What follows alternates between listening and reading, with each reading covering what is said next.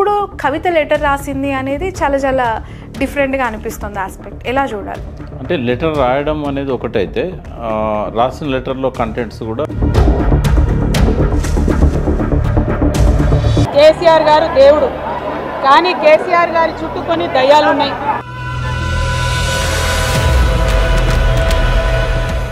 కోవట్లు ఎవరు, కోవట్లు ఉన్నారు, దయ్యాలు ఉన్నారు అని చెప్తారు. దయ్యాలు ఎవరు, కోవట్లు ఎవరు, లీక్ చేసింది ఎవరు అనుకోవచ్చు. అది కొద్దిగా ఎమోషనల్గా స్పందించింది. ఆమె చేయకుండా ఉండాల్సింది, ఎందుకంటే కేసీఆర్ గారు ఆ పార్టీ అధ్యక్షుడు, వాళ్ళ ఫాదర్ కూడా.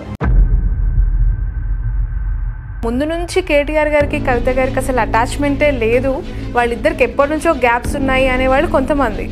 లేదు లేదు చాలా అటాచ్మెంట్ ఉండేవాళ్ళు, ఈ ఇష్యూ తర్వాత బాగా దూరం అయిపోయారు అనేవాళ్ళు కొంతమంది. ఇది కొంచెం జటిలమైన ప్రశ్న. ఎందుకంటున్నా అంటే, ఒకటి, కవిత గారు జైలుకు పోకముందు, లిక్కర్ స్కామ్ ఆరోపణలు రాకముందు, అటువంటి కవిత రాబోయే రోజుల్లో డెఫినెట్గా ఆమెకంటూ ఒక సుస్థిర స్థానం తెలంగాణ చరిత్రలో ఉంది. యాజ్ ఎ సీఎం కదా, సీఎం అనే చిన్న పదం, పిఎం ఏదైనా కావచ్చు. నమస్తే, welcome to cube TV network. నేను మీ శ్రావణి, జర్నలిస్ట్. తెలంగాణలో ఒక్కసారిగా పాలిటిక్స్ హీటెక్కిపోయాయి. అసలు కవిత లెటర్ లీక్ చేసిందా, లీక్ అయిందా అనే విషయం దగ్గర నుంచి అసలు బీఆర్ఎస్లో ఏం జరుగుతుంది, కుదుపు ఎందుకు అనే వరకు చర్చలు ఈరోజు రెండు తెలుగు రాష్ట్రాల్లో కూడా సంచలనం రేకెత్తించాయి. ఒకవైపు వెదర్ కండిషన్ చాలా కూల్ అయిపోయింది, ఎండాకాలంలో వర్షాలు స్టార్ట్ అయిపోయాయి ఆల్రెడీ, బట్ రాజకీయాలు మాత్రం చాలా పీక్ హీట్ని క్రియేట్ చేస్తూ ఉన్నాయి. ఆ కుటుంబంతో, అంటే కేసీఆర్ గారి కుటుంబంతో అత్యంత దగ్గరగా కొన్ని సంవత్సరాల నుంచి ట్రావెల్ చేస్తూ ఉన్న వ్యక్తి అత్యంత కొద్ది మందిలో ఉన్నారు వి ప్రకాష్ గారు. ప్రస్తుతం మనతో పాటు స్టూడియోలో ఉన్నారు. సార్ నమస్తే. చాలా ఇంటర్వ్యూస్ ఇస్తూ చాలా బిజీగా ఉన్నారు, బట్ స్టిల్ మాకు టైం ఇచ్చినందుకు thanks a lot. You are very senior most political analyst and మీరు చాలా ఇయర్స్ నుంచి ట్రావెల్ చేస్తున్న వ్యక్తి ఆ కుటుంబంతో. అసలు ఈ సందర్భంలో మిమ్మల్ని ఏ క్వశ్చన్ అడగాలో నాకు అర్థం కావట్లేదు, but will start with letter. తండ్రికి కూతురు లెటర్ ఎందుకు రాయాల్సి వచ్చింది అందరు అడిగే ప్రశ్నే, బట్ నేను ఎందుకు అడుగుతున్నాను అని అంటే, ఒకప్పుడు ఉత్తరాలు ఉండేవి, తర్వాత ఎన్నో టెక్నాలజీస్ ఇక్కడ ఇంప్రూవ్ అయ్యాయి త్రూ ఫోన్ కమ్యూనికేషన్. అసలు ట్విట్టర్లో లేని కేసీఆరే ట్విట్టర్కి అకౌంట్ ఓపెన్ చేసుకొని ఆయన మెయింటైన్ చేస్తూ ఉన్నాడు, ఫోన్ యూస్ చేస్తూ ఉన్నాడు. అలాంటిది ఇప్పుడు కవిత లెటర్ రాసింది అనేది చాలా చాలా డిఫరెంట్గా అనిపిస్తుంది ఆస్పెక్ట్. ఎలా చూడాలి? అంటే లెటర్ రాయడం అనేది ఒకటైతే రాసిన లెటర్లో కంటెంట్స్ కూడా రెండవ అంశం. ఫస్ట్ మనం లెటర్ ఎందుకు రాయాల్సి వచ్చింది అనేది, ఆమె రాసిన లెటర్లో ప్రతి అంశం కూడా ఇంపార్టెంట్ అంశం అమ్మ. ముందు పాజిటివ్గా ఆ మీటింగ్ యొక్క 27 ఏప్రిల్ నాడు ఎల్కతుర్తిలో జరిగిన ఒక పెద్ద బహిరంగ సభ అది. సో టీఆర్ఎస్ చరిత్రలో ఇటువంటి సభ ఇదివరకు ఒక్కసారి జరిగింది. అంత బాగా జన సమీకరణ, అది అప్పుడు ఉద్యమం సమయం, ఇప్పుడేమో అధికారం లేని సమయం, ప్రతిపక్షంలో ఉన్న సమయం. బట్ అది డెఫినెట్గా సక్సెస్ కిందనే మీడియా కూడా తీసుకున్నది, నేను కూడా ఇట్స్ ఎ గ్రాండ్ సక్సెస్ అని అనుకున్నాను. ఇంత సక్సెస్ తర్వాత ఆమె రాసిన లెటర్ 4 days తర్వాత ఆమె డేట్ 2nd అని ఉంది, అందులో May 2nd అని ఉంది. అంశాల విషయంలో అయితే నేను సపోర్ట్ చేస్తున్నా అవుట్రేట్గా. ప్రతి అంశం కూడా కేసీఆర్ గారు పరిగణనలోకి తీసుకొని కొన్ని మార్పులు తన లోపల కానీ ఆ పార్టీ లోపల కానీ ఆమె సూచించిన విధంగా చేయగలిగితే ఈ పార్టీ డెఫినెట్గా అడ్వాన్స్ అవుతుంది అనేది నా భావన. అయితే ఎందుకు ఆమె లెటర్ రూపాన్ని ఎంచుకున్నది, ఎందుకు ఆమె డైరెక్ట్ పోలేదు, ఎదురు కూర్చొని ఎందుకు చెప్పలేదంటే చాలా అంశాలు ఉన్నాయి కదా. కేసీఆర్ గారి నైజం ఏంటంటే 1-2 అంశాలు చెప్పగానే ఆయనే అంటే విషయాలన్నీ గ్రహిస్తాడు కాబట్టి ఫర్దర్గా చెప్పనివాడు. ఎందుకంటే సమీక్షలకు ఆయన వ్యతిరేకం. 25 ఏళ్ళ టీఆర్ఎస్ చరిత్రలో ఆయన ఎన్నడూ సమీక్ష నిర్వహించలేదు. బట్ అది బయట కార్యకర్తలో, సర్పంచ్లో, లేదంటే ఎమ్మెల్యేలో, ఎంపీలో వీళ్ళ విషయంలో వేరుంటుంది. బట్ కన్న కూతురు కదా సార్, ఎమ్మెల్సీ కుటుంబ సభ్యురాలు, వాళ్ళ అభిప్రాయాలే కదా. ఆమె తన అభిప్రాయాలకు ఎక్కడ రాయలే. ఒక దిక్కు 2 దిక్కుల ఆ బీజేపీకి సంబంధించిన అంశాలు రాస్తూ ఒక మాట అన్నది ఏంటంటే, నేను కొద్దిగా ఎక్కువగా నాకు ఇట్లా జైల్లో పెట్టారు కాబట్టి ఎక్కువ రియాక్ట్ అవుతున్నట్టు అనిపిస్తున్నదేమో, బట్ ఫీడ్బ్యాక్ అయితే ఇది అని చెప్పింది. ఆ విషయాలన్నీ వాస్తవాలే. అందులో ఆయన ఏదైతే మాట్లాడలేకపోయిండో ఆమె గుర్తు చేసిందో ఫీడ్బ్యాక్ ద్వారా. సరే, ఫీడ్బ్యాక్ అయినా ఆమె అభిప్రాయాలైనా కూడా పార్టీ 25 ఏళ్ళు రజతోత్సవ సభలు చేసుకుంటున్న సందర్భంగా, ఇది రజతోత్సవ సంవత్సరం, ఒక పార్టీకి జవసత్వాలు ఇవ్వడానికి, ఒక సరైన దారిలో దాన్ని పెట్టడానికి ఇచ్చిన సలహాలుగానే నేను తీసుకుంటాను. అయితే కేసీఆర్ దగ్గర చెప్పాను కదా, ఆయనే ఈ సమీక్షలు చేయడు, ఆయన ముందట ఎవరు కూడా ఇటువంటి విషయాలు చెప్పకూడదు, డైరెక్ట్గా కూర్చొని కూతురైనా కొడుకైనా మేమైనా ఇన్ని విషయాలు ఆయన ముందట చెప్పడం అనేది అసాధ్యం. నేను చూశాను కదా, ఎవరిని కూడా అంత వివరంగా మాట్లాడినివాడు ఆయన. మరి మాట్లాడినవని వ్యక్తి లెటర్ అయినా చదువుతాడని నమ్మకం ఉంది? చదువుతాడు, ఆయన ఒరేషియస్ రీడర్. ఆయన అన్నట్టు 70,000 పుస్తకాలు చదవడం కొద్ది ఎగ్జాగరేషన్ అయినా కూడా యాక్సెప్టెన్సీ బై టాక్ లేనప్పుడు హౌ హీ కెన్ రీడ్, అది కూడా చూడకూడదు కదా అలాంటప్పుడు. లేదు, చూస్తాడు, ఆయన చూస్తాడు. టీవీ చూడడు, టీవీ ఎవరైనా పెట్టినా కూడా ఇమీడియట్ గా ఆపేస్తాడు. ఇప్పుడు చూస్తున్నాడంటే సార్ చాలా యూట్యూబ్ ఛానల్స్ చూస్తున్నారు. టీవీ చూడడు, చేతిలో ఐప్యాడ్ ఉంటుంది, ఐప్యాడ్ లో చూస్తాడు. ఆయనకు ఆప్షన్ ఉంటుంది ఏది చూడాలి ఏది చూడొద్దు. ఇప్పుడు నేను కనబడ్డాను, ఖచ్చితంగా చూస్తాడు. అట్లా ఏంటంటే ఆయన కొంతమంది వినాలనిపిస్తుంది, కొంతమంది చూడాలనిపిస్తుంది. ఇప్పుడు అదే కవిత మాట్లాడి చూడకపోవచ్చు, కేటీఆర్ మాట్లాడి చూడకపోవచ్చు. వాళ్ళకి తెలుసు, ఆయనకు తెలుసు వాళ్ళు ఏం మాట్లాడతారు, ఎట్లా మాట్లాడతారు, హరీష్ రావు గారు ఎట్లా మాట్లాడతాడు, అవన్నీ నేను చూడడు. ఆయన క్రిటిక్స్ ఉంటారు కదా నాలాగా, అరే ఈయన ఓపెన్గానే కొన్నిసార్లు క్రిటిసైజ్ చేస్తున్నాడు, ఏం చేస్తాడో చూద్దామని అనుకుంటాడు. కానీ ఉద్దేశపూర్వకంగా తప్పుదారి పట్టే విధంగా మాలిషియస్ ప్రాపగండా అట్లా చేసే వాళ్ళే మాత్రం చూడాలి. బట్ ఇప్పుడు మే 2వ తారీఖున కవిత ఈ ఎంటైర్ ఎపిసోడ్ పైన ఆమె బాధ అనుకోవచ్చు, పార్టీకి జరుగుతున్న నష్టం, ఆవేదన అనుకోవచ్చు, అభిప్రాయం కావచ్చు, వాట్ ఎవర్ ఇట్ మేబీ, ఆమె కన్వే చేయాలనుకుంది, లెటర్ రాసింది, 5 పేజీల లెటర్. ఇంతకుముందు కూడా రాశానని చెప్తోంది, కాదు అని ఖండించలేదు, పైపెచ్చి ఇప్పుడే లీక్ అయింది అంటోంది. అసలు అన్నిసార్లు లీక్ కాని లెటరు ఇప్పుడే ఎందుకు లీక్ అయ్యింది? కోవట్లు ఎవరు, కోవట్లు ఉన్నారు, దయ్యాలు ఉన్నారు అని చెప్తుంది. దయ్యాలు ఎవరు, కోవట్లు ఎవరు, లీక్ చేసింది ఎవరు అనుకోవచ్చు. ఇవన్నీ బయటికి రావాల్సిన అంశాలు కాదమ్మా. నిన్న ఆమె ఎమోషనల్ అంటే ఫస్ట్ టైం ఆమె మాట్లాడినప్పుడు తెలుగులో ఇంగ్లీష్లో మాట్లాడినప్పుడు ఈ లెటర్ నేనే రాశానని ఓన్ చేసుకున్నది. అంతవరకు బాగానే ఉంది. లీక్ ఎందుకైందో కూడా దాని మీద వాళ్ళు తెలుసుకోవాలి, మరి ఎవరి ద్వారా లీక్ అయింది అనేది చెప్పింది. లీక్ చేయడం అనేది కరెక్ట్ కాదన్న అభిప్రాయం చెప్పింది. చెప్పి క్లోజ్ చేసి వెనక తిరిగే టైంకి విలేకరులు కొన్ని ప్రశ్నలు గుప్పించారు. అప్పుడు ఆమె నాకు కేసీఆర్ అంటే దేవుడు, బట్ అక్కడ దయ్యాలు ఉన్నాయనే మాట మాట్లాడింది. అది కొద్దిగా ఎమోషనల్గా స్పందించింది. ఆమె చేయకుండా ఉండాల్సింది, ఎందుకంటే కేసీఆర్ గారు ఆ పార్టీ అధ్యక్షుడు, వాళ్ళ ఫాదర్ కూడా. అక్కడ దయాలు ఉన్నాయనడం వల్ల కొద్దిగా రాంగ్ ఇంప్రెషన్ పోతుంది. బట్ కేసీఆర్ చుట్టూ ఉన్న మనుషులు ఎవరు సార్? ఒకవైపు హరీష్ రావు గారు, సంతోష్ గారు, జీవన్ రెడ్డి గారు అక్కడ ఉంటారు, మారెడ్డి శ్రీనివాస్ రెడ్డి గారు ఉంటారు, నాకు తెలిసి నిరంతరం ఆయన చుట్టూ ఉండేవాళ్ళు కేటీఆర్ గారు. వీళ్ళైనా కోవట్లు దయ్యాలు? వీళ్ళంతా నాకు సన్నిహితులే, ఫ్రెండ్సే. మరి అందులో ఎవరిని దయ్యాలుగా భావించాల్సిన అవసరం లేదు. వీళ్ళందరూ కూడా పార్టీకి, కేసీఆర్ గారికి నమ్మిన బంట్లు, శ్రేయోభిలాషులు, పార్టీని ముందుకు తీసుకుపోతున్న వాళ్ళు, కష్ట సమయాల్లో బాధ్యతలను నెత్తి మీద వేసుకొని పనిచేసేవాళ్ళు. వాళ్ళని అట్టు ఎట్లా అంటామమ్మా? మరి కవిత గారు ఎవరిని ఉద్దేశించి అన్నారనేది ఆమె చెప్పింది. మనం ఏది మాట్లాడుకున్నా కూడా అది ఇబ్బంది అవుతుంది. అంటే మీ ఆలోచన చాలా దగ్గరగా చూసారు కాబట్టి ఒకవేళ పొరపచ్చాలు వచ్చుండొచ్చు సార్, అది కుటుంబాల మధ్య, చాలా కుటుంబాల్లో జరిగేదే. బట్ రాజకీయ కుటుంబంగా ఎదిగిన ఈ ఫ్యామిలీలో ఈ టైంలో ఈ మాట మాట్లాడింది అని అంటే చాలా స్ట్రాటజీగా తను మాట్లాడింది అనేది చాలా మంది మాట్లాడారు. ఆమె లోపల ఏమన్నా అసహనం ఉందేమో, ఆశలు ఉన్నాయేమో, అనుకున్నట్టుగా అక్కడ ఆ రెస్పాన్స్ రావట్లేదేమో, ఆ వేరు విషయాలు. బట్ అక్కడ ఆమె నాకు తెలిసి లేక డైరెక్ట్ కేసీఆర్ గారికి అయినా ఇస్తుంది, లేదా వాళ్ళ మదర్కి అయినా ఇస్తుంది. మూడో వ్యక్తిగా లేక ఎట్లా పోతుంది నాకు స్టిల్, ఎందుకంటే యాక్సెస్ ఉంది కదా ఆమెకు, మమ్మీతో ఉంది, డాడీతో ఉంది. సో ఇది లెటర్ మెయిల్ చేసింది కాదు, ఫిజికల్గానే ఫిజికల్గా ఇచ్చినట్టుంది. అది నేను అనుకునేది ఏంటంటే ఆమె పోయి పర్సనల్గా ఇచ్చిందేమో అని నేను అనుకుంటున్నా. ఎట్లా పంపినా అనేది ఆమె చెప్పలేదు. బట్ ఆమె పేపర్ మీదనైతే రాయదు, ఆమె ఐప్యాడ్ మీద రాసే పెన్ ఉంటుంది, దాంతో రాసి ప్రింట్అవుట్ తీసుకొని ఇచ్చిండొచ్చు అని. ఇవే చాలా ప్రశ్నలు సార్. ఎందుకనంటే చాలాసార్లు లేఖ రాసాను అంటున్నారు, ఎప్పుడు లీక్ కాలేదు, ఇప్పుడు లీక్ అయింది. ఐప్యాడ్లో రాస్తుంది అని మీలాంటి వాళ్ళు అంటూ ఉన్నారు, ఇప్పుడు ఫిజికల్గా పెన్నుతో తనే రాయాల్సి వచ్చింది. ఈ కాన్ఫ్లిక్ట్ని ఎట్లా చూడాలంటారు? ఐప్యాడ్ మీద రాస్తుంది, దాన్ని జిరాక్స్ చేయించి ఉంటుందని నేను అనుకుంటున్నాను. ఐప్యాడ్ మీద రాసినప్పుడు అట్లా కూడా జరిగి ఉండొచ్చు, లేదా పెన్నుతో కూడా రాసి ఉండొచ్చు, ఏదైనా సాధ్యమే. బట్ లీకేజ్ అనేది ఎట్లున్నా కూడా ఆ లెటర్ అవసరం అమ్మా. ఇది సరైన సమయం కేసీఆర్ గారికి ఆ లేఖ ఇవ్వడం అనేది.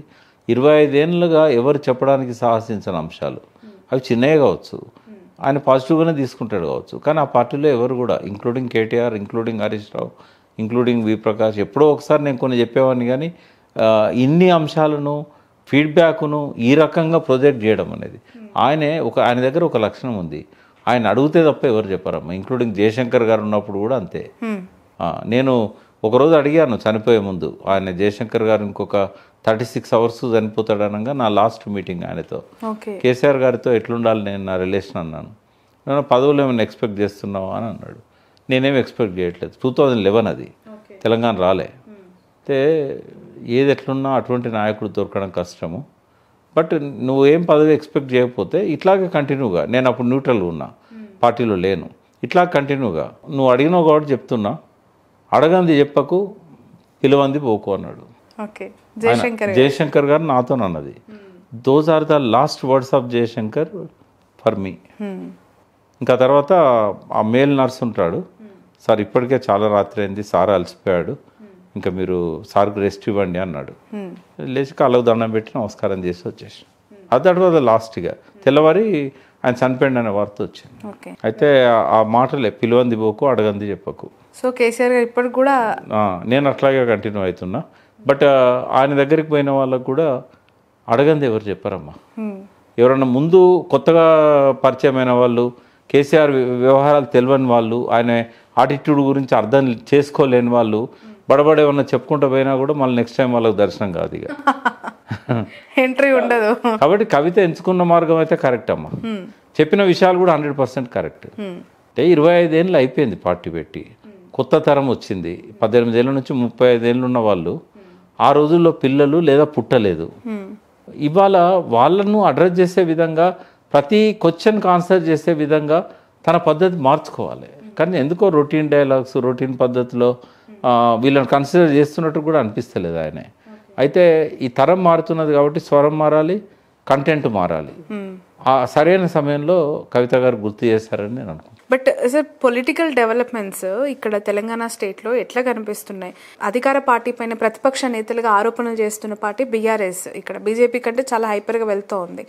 ఈ టైంలో కాంగ్రెస్ కంటే మాకు ఎక్కువగా మైలేజ్ వచ్చింది అని చెప్పిన కేసీఆర్ 15 రోజుల్లోనే ఇలాంటి ఒక లెటర్ని కూతురు ద్వారా ఎదుర్కోవడం అంటే ఆ పార్టీకి డ్యామేజ్ చేసినట్టే కదా. ఇది రెండు ఉన్నాయి. నేను బీఆర్ఎస్ ఇప్పుడు మాట్లాడుతున్న అంశాల మీద ఐఎమ్ నాట్ హ్యాపీ. ఓకే, అఫెన్సివ్గా పోవాల్సిన బీఆర్ఎస్ డిఫెన్స్లో పోతున్నది. ఎలా? అప్పుడప్పుడు నేనే ఇంకా అఫెన్సివ్గా పోతున్నా. కాళేశ్వరం విషయంలో బాంబు పెట్టి పేల్చారన్న వాళ్ళే మళ్ళీ ఇప్పుడు వాళ్ళు అందుకుంటున్నారు అన్నమాట. అఫెన్సివ్గా పోవాలమ్మా. ఇవాళ మీరు చేసిన మంచి పనులు ప్రజల ముందు ఉన్నాయి. ఎందుకు ఓడిపోయినంత మాత్రాన డిఫెన్స్లో పడాల్సిన అవసరం ఏంది? ఎవరు మాట్లాడినా కూడా రేవంత్ రెడ్డి ఏదో బాణాలు సంధిస్తుంటే ఆ బాణాలకు వీళ్ళు ఆన్సర్స్ ఇస్తూ ఉన్నారు. ఇది కాదు, ఈ పద్ధతే కాదు అసలు. చాలా దూకుడుగా పోవాలి, చాలా అఫెన్సివ్గా పోవాలి. ఏదో బూతులు సమాధానం అన్నట్టుగా మాట్లాడడం కాకుండా, ఎంతసేపు ఆ పథకాలు అమలు కాలేదనే అంశమే కాకుండా అసలు వైబ్రాంట్ సమాజం తెలంగాణది. సరే, ఎలక్షన్లలో ఏదో ఆశపడి రైతులు ఓట్లేశారు, బట్ అర్బన్ అంతా కూడా టీఆర్ఎస్కి అనుకూలంగా వచ్చింది, బీఆర్ఎస్కి. సో అఫెన్సివ్గా పోవాల్సింది హరీష్ రావు గారైనా, కేటీఆర్ అయినా, కవిత గారైనా, కేసీఆర్ గారైనా, ఆ పార్టీలో ఉన్న నిరంజన్ రెడ్డి గారైనా, జగదీష్ రెడ్డి గారైనా, దాసో శ్రావణ్ గారైనా. అంటే బాల్ అటు కొడితే మళ్ళీ రివర్స్ కొడతాను తప్ప వీళ్ళు ముందు బ్యాటింగ్ చేయట్లేదు. ఈ విషయంలో మాత్రం నాకు రిజర్వేషన్స్ ఉన్నాయి. కవిత గారు మాత్రం కొద్దిగా అడ్వాన్స్డ్గా ఆలోచిస్తున్నారు. ఆమెది అఫెన్సివ్ స్టాండ్. ఎందుకంటున్నా అంటే సామాజిక తెలంగాణ నినాదాన్ని కవిత గారు తీసుకున్నారు. హోల్ హార్టెడ్లీ అప్రిషియేటింగ్ గారు.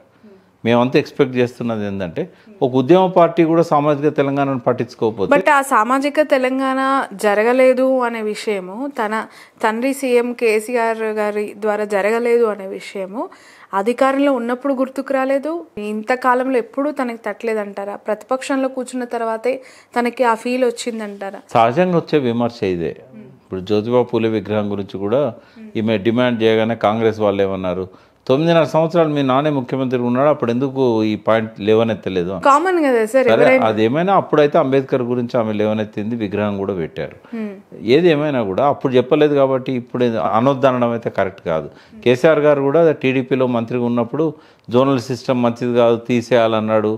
ఇవన్నీ మన మధ్య ప్రాంతీయ తగాదాలు రేకెత్తిస్తాయన్నాడు.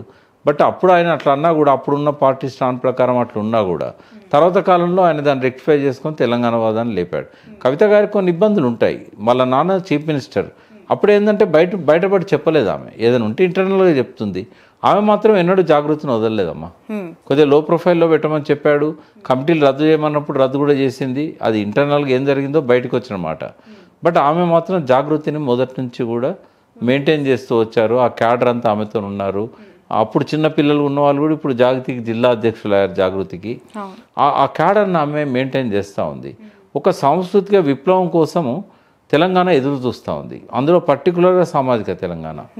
సరే, ఆయన కొంత ప్రయత్నం చేశాడు, చేయగలిగినంత చేయకపోయినా కొన్ని పనులైతే చేశాడు. జీవన ప్రమాణాలు పెంచడానికి, కొన్ని కులాల యొక్క ఆదాయాన్ని పెంచడానికి, చేపలది కానీ, గొర్రెలది కానీ, బర్రెలది కానీ, కాపులకు వ్యవసాయానికి సంబంధించి కానీ, రైతులకు ఇన్పుట్స్ ఇవ్వడం కానీ, మైనార్టీస్కి, తర్వాత బీసీ ఎస్సీ ఎస్టీలకు ఎల్కేజీ దగ్గర నుంచి చదువుకునే రెసిడెన్షియల్ స్కూళ్ళతో పాటుగా ఓవర్సీస్ స్కాలర్షిప్స్ కూడా ఇచ్చాడు. ఎడ్యుకేషన్లో కూడా వాళ్ళను అద్భుతంగా రాణించే విధంగా ఫెసిలిటీస్ ఇచ్చాడు.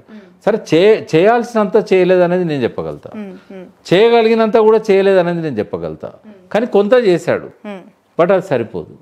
ఇప్పుడు కరెక్ట్ టైంకి ఆమె ఎజెండా ఫిక్స్ చేస్తున్నది. రాబోయే రోజుల్లో ఈ పార్టీ ఎట్లా పోవాలనే దాని మీద సామాజిక తెలంగాణ ఎజెండాను బయటికి తీసుకొచ్చి ఫిక్స్ చేస్తూ ఉన్నది. అది పార్టీ వ్యతిరేక చర్య అని నేను అనుకోవట్లేదు. ఎందుకంటే చాలామంది ఎదురు చూస్తున్నారు.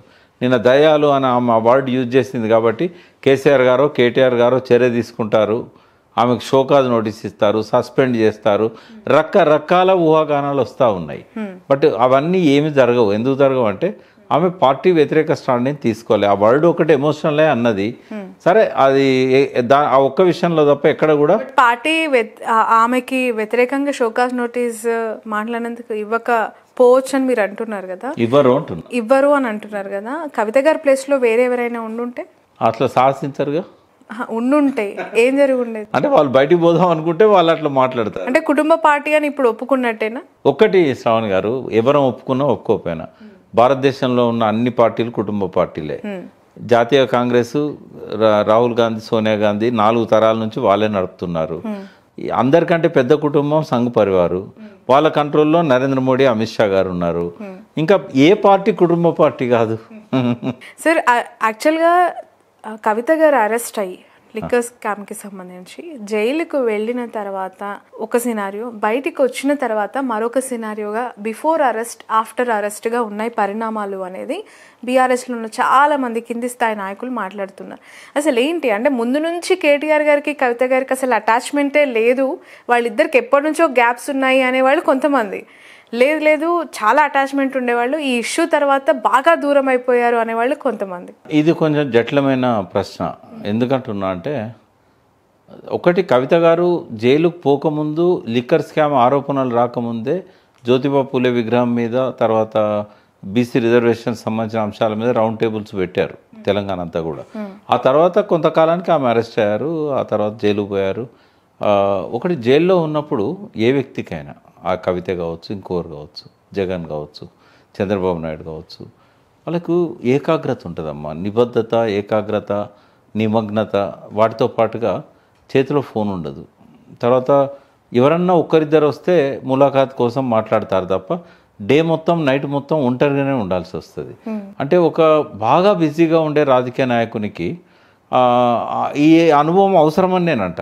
ఎందుకంటే బయట ఎక్కడున్న వాళ్ళు ఇంత ప్రశాంతంగా ఏకాగ్రతతోని తన గురించి తను చదువుకోవడానికి, అధ్యయనం చేయడానికి, ముందుకు ఎట్లా పోవాలని రోడ్ మ్యాప్ వేసుకోవడానికి అస్సలు సమయం ఉండదు. ఈవెన్ వాష్రూమ్ పోతే కూడా ఫోన్ పట్టుకొని పోతారు. ఇప్పుడు మీరు అందరినీ జైలుకి పోయమంటున్నారా? Self quarantine అవ్వాలంటున్నారా? నేనేమంటున్నా అంటే, సరే ఆరోపణలతో పోకపోయినా కూడా జైలు లాంటి ఒక ఒంటరి సమయం అనేది అవసరం. గతంలో సెల్ ఫోన్స్ లేనప్పుడు టాయిలెట్లకు ఎవరు కూడా ల్యాండ్ లైన్ పెట్టించేవాళ్ళు కారు. కొంతమంది ఎవరో ఎక్స్టెన్షన్ పెట్టేవాళ్ళు, బట్ కనీసం ఫోన్ డిస్టర్బ్ చేయని ప్లేస్ ఒక టాయిలెట్. అందుకే వెనకటి నుంచి ఒక నానుడు ఉంది, చాలా మంది గొప్ప ఐడియాస్ అన్ని టాయిలెట్లోనే వస్తాయంటే నువ్వు ఒంటరిగా ఆలోచించుకునే సమయం రాది. అట్లాగే ఆమె కొంత సమయం దొరికింది. నేను అది తప్పుడు ఆరోపణలతో ఆమె జైలు పోయినా కూడా, అవేవి నిర్ధారణ కాకపోయినా, ఆమెను దోషిగా రేపు కోర్టు ప్రకటించకపోవచ్చు కూడా. కాబట్టి అది ఎట్లున్నా ఆ సమయం చాలా విలువైంది, ఆమె ఉపయోగించుకున్నది. ఆ సమయాన్ని ఆమె భవిష్యత్తుకు రాచబాట వేసుకోవడానికి, ఆమె ఎదగడానికి ఉపయోగించుకోవచ్చు అని నేను అనుకుంటున్నాను. ఎందుకంటే ఆ లెటర్లో ఆ మెచ్యూరిటీ కనబడ్డది ఆమె లోపల. బట్ ఆ టైంలో ఫ్యామిలీ నుంచి రావాల్సిన ఒక సపోర్ట్ కానీ, ఒక మోరల్ పుష్ కానీ ఆమెకు రాకపోవటం వల్లనే కవిత గారు ఇలా ధిక్కార స్వరం వినిపిస్తూ ఉన్నారు. కేటీఆర్ గారు తీసుకొచ్చిన రోజు ఉన్నారు. కేసీఆర్ గారు అసలు జైలుకి వెళ్ళి పరామర్శించలేదు, ఒక్కసారి ములాఖాత్ కానీ తండ్రి కేసీఆర్ గారు అని చెప్పి కాంగ్రెస్ వాళ్ళు కూడా మాట్లాడుతున్నారు. అందరూ అనుకుంటున్నారు కానీ ఆమె అనుకోవట్లేదు. ఎందుకంటే కొన్ని విషయాలు నేను చెప్పలేను, బట్ ఏ స్థాయికి వెళ్ళాలనో అంతకంటే ఎక్కువనే వాళ్ళు ఆమె కోసం ప్రయత్నం చేశారు. ఓకే, అంటే అక్కడ ముఖ్యమంత్రిగా పనిచేసిన అనుభవం కానీ, ఒక పార్టీకి అధ్యక్షుణ్ణి అన్న, భారత రాష్ట్ర సమితి అనే దేశవ్యాప్తంగా విస్తరించాల్సిన పార్టీకి ఒక అధ్యక్షుడని కానీ, ఈమె జైలు పోయిన తర్వాత పార్లమెంట్లో అన్ని సీట్లు పోయినాయి, 0 వచ్చిందని కానీ ఏమీ ఆలోచించకుండా కవిత గురించే ఆలోచించారు. కవిత గురించే కేసీఆర్ గారు బాధపడ్డారు. ఆయనే వ్యక్తిగతంగా జైలు పోకపోయినా ఆయన మనసంతా ఆమె మీదనే ఉంది. ఇది బహుశా జీవితంలో ఎన్నడూ కూడా మీలాంటి వాళ్ళు ఎప్పుడన్నా ఆయనకు ఎదురైనప్పుడు జీవితంలో బాధపడ్డే అత్యంత బాధాకర క్షణాలు ఏంటి అని అడిగితే డెఫినెట్గా చెప్తాడు కవిత జైల్లో ఉన్న సమయం అని. ఆయన ఎమోషన్స్ను కంట్రోల్ చేసుకోలేడు. ఆయన కళ్ళెంబడి ధారాపాతంగా నీళ్లు కారుతూనే ఉంటాయి. ఒక్క శ్రీకాంతాచార్య చనిపోయినప్పుడు కానీ, అమరులు చనిపోయినప్పుడు కానీ, రైతులు ఆత్మహత్యలు చేసుకున్నప్పుడు కానీ స్టార్టింగ్ డేస్ నుంచి నేను చూస్తూనే ఉన్నా.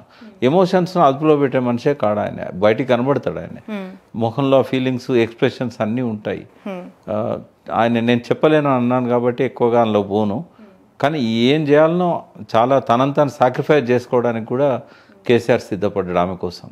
బట్ స్టబ్బర్ను ఉన్నది కవిత గారు. జైల్లో ఉండి నా కోసం మీరు ఏ త్యాగాలు చేయాల్సిన అవసరం లేదు, నేను బయటికి వస్తే వాళ్ళ సంగతి ఏందో చూస్తే, ఇవాళ కాకపోతే రేపైనా కూడా నన్ను ఆపలేరు వీళ్ళు, న్యాయం నా పక్షాన ఉంది, ధర్మం నా పక్షాన ఉందని పోయిన వాళ్ళకందరికీ గట్టిగా మనోధైర్యాన్ని, ఆమెకు మనోధైర్యాన్ని ఇవ్వడానికి పోలే వీళ్ళు, తిరిగి మనోధైర్యాన్ని తెచ్చుకున్నారు వాళ్ళు. ఏంటి ఆమెకు ఆ ధైర్యం ఏంటి అంటే, I mean what is her intentions inside? Maybe ఒక రేరెస్ట్ పొలిటీషియన్ క్యారెక్టర్స్ ఆమెకు ఉన్నాయమ్మా. అసలు ఆమె ఎంట్రీయే ఒక అద్భుతం. కేసీఆర్ గారు నా బిడ్డ, నా కొడుకు ఎవరు రాజకీయాల్లోకి రారు, అమెరికాలో ఉన్నారు, వాళ్ళు అక్కడే ఉద్యోగాలు చేస్తున్నారు, మంచి జాబ్లలో ఉన్నారు, మంచి ఎడ్యుకేషన్ చేశారు అని అనుకున్న తర్వాత ఇక్కడ పెళ్లి జరిగింది. పెళ్లి జరిగిన తర్వాత ఆమె ఇక్కడనే ఉండాల్సి వచ్చింది. ఈయన కేటీఆర్ మాత్రం ఆయన ఉద్యోగరీత్యా ఆయన జాబ్ సౌత్ ఈస్ట్ ఏషియన్ నేషన్స్కి ఆయన హెడ్గా ఉండే ఒక కంపెనీలో, మేనేజ్మెంట్ బ్యాక్గ్రౌండ్. అయితే ఆయనే బొంబాయిలో ఆఫీసు. ఓసారి వరదల్లో కూడా చిక్కుపోయింది ఆయన. కారు గంటల కొద్దీ 1.5 డే దాదాపు నీళ్ళల్లో ఉండిపోయింది. అప్పుడు కేంద్ర మంత్రిగా కేసీఆర్ నాడు చాలా ఆందోళన చెందాడు. నేను పక్కనే ఉన్నాను అప్పుడు ఆ డే అంతా కూడా.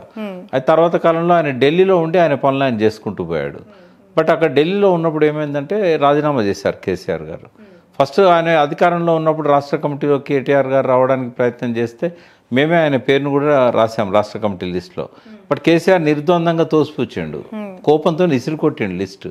ఏం తొందర వచ్చిందంటే ఎందుకు వస్తున్నాడు రాజకీయాల్లోకి, మనం ఏం చెప్పినాం తెలంగాణ ఉద్యమంలో మియా బీబీ అని చెప్పినాం కదా, ఎందుకు వస్తున్నాడని కోపం చేశాడు. బట్ ఎప్పుడైతే కరీంనగర్ బై ఎలక్షన్ వచ్చిందో అప్పటికి ఆయన ఎమ్మెల్యే రిజైన్ చేశాడు. ఆ టైంలో ఆయన కొద్దిగా ఎంట్రీ ఇచ్చాడు.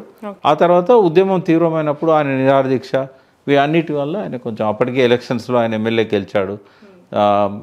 ఆయనంతటా ఆయనే ఉద్యమం సమయంలో ఎమర్జ్ అయ్యాడు. కవితది అట్లా కాదు. కవిత అసలు పార్టీ మెంబర్షిప్ తీసుకోలేదు. కవిత డైరెక్ట్ జాగృతి పెట్టుకొని బతుకమ్మను ఒక ఐకాన్గా తీసుకొచ్చిందాను. చాలామంది ఎగతాళి చేస్తారు కవిత రాకముందు బతుకమ్మ లేదంటే బతుకమ్మ ఎప్పటి నుంచో ఉంది. కానీ బతుకమ్మను కవిత గారు ఉద్యమ ప్రతీకగా మార్చారు. అది ఆ కాంట్రిబ్యూషన్ ఎప్పటికీ ఉంటుంది ఆమెకి.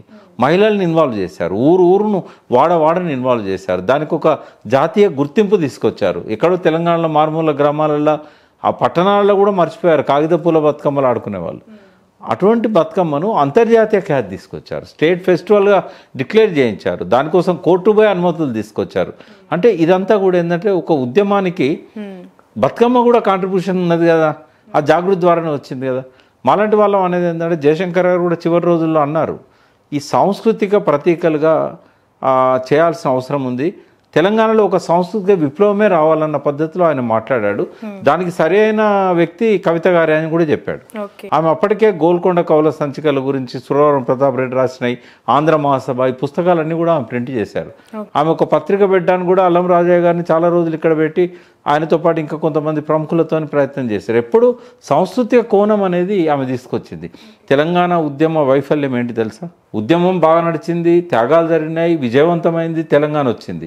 మైనస్ పాయింట్ ఏంటంటే ఉద్యమ స్ఫూర్తిని తెలంగాణ అభివృద్ధిలో ఇన్వాల్వ్ చేయడంలో కేసీఆర్ గారు ఆలోచించలేదు. ఆయన అనుకుంటే తెలంగాణ ఇట్లా ఉండకపోయేది. ఆయన ఇదే కనుక చేయగలుగుంటే ఇటు రాజకీయ నాయకులను ఇటు ఉద్యమ నాయకులను కూడా సమన్వయం చేసి ఒక అద్భుతమైన పార్టీగా టీఆర్ఎస్ని తీర్చిదిద్దగలిగి ఉంటే, ఒక ఉద్యమ స్ఫూర్తిని తెలంగాణ అభివృద్ధి కోసం పార్టీ నాయకత్వంలోకి తీసుకొచ్చి వాడుకొని ఉంటే ఈ ఓటమి ఎందుకు వస్తుందమ్మా? 40 ఏళ్ళైనా కూడా వాళ్ళే ఉండేవాళ్ళు. ఆయన కేవలం ఫక్త రాజకీయ పార్టీ అని చెప్పి వాళ్ళని ఎత్తిన పెట్టుకున్నాడు అన్ని పార్టీలకి వెళ్ళి వచ్చిన వాళ్ళను. అందుకే ఇవాళ అజ్ఞాతవాసంలో ఉండాల్సిన పరిస్థితి వచ్చింది. కానీ కవిత లోపల ఆ డైనమిజం ఉంది.